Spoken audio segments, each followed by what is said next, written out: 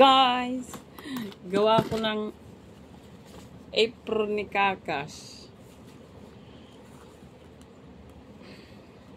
Kasi meron silang ano sa school, so wala naman kaming apron.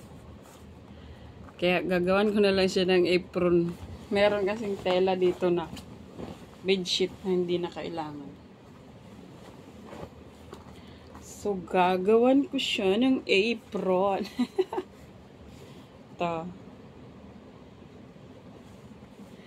Ito yung natutunan ko sa aming mother.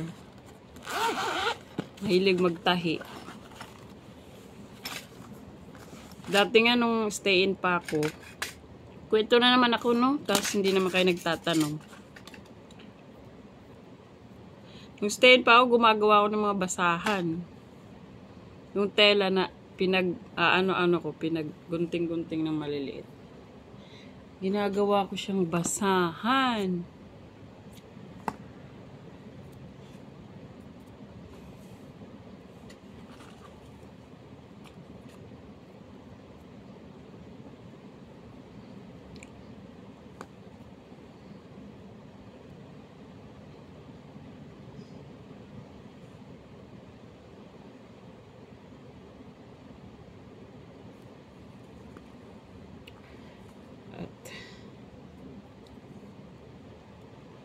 Maaga pa naman.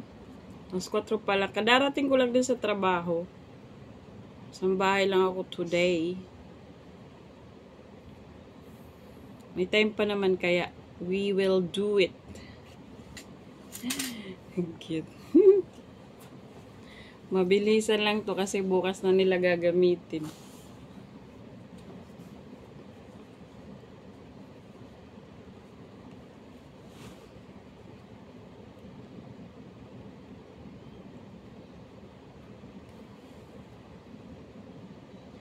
Yung mga Jinzy ngayon, sino na lang ang marunong magtahi.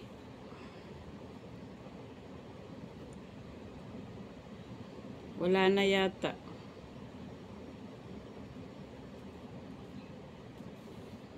Sana matapos. Ay, ano ba yan?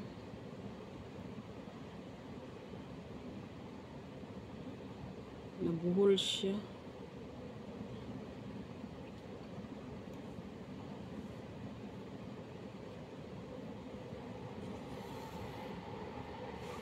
Hobby ko to'y dati pa. May mga punda nga akong mga ginawa ko lang. Tinahi ko lang. Ito parang gusto kong gawing punda.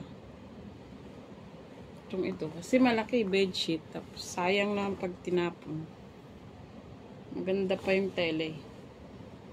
Parang gusto ko siyang gawing punda.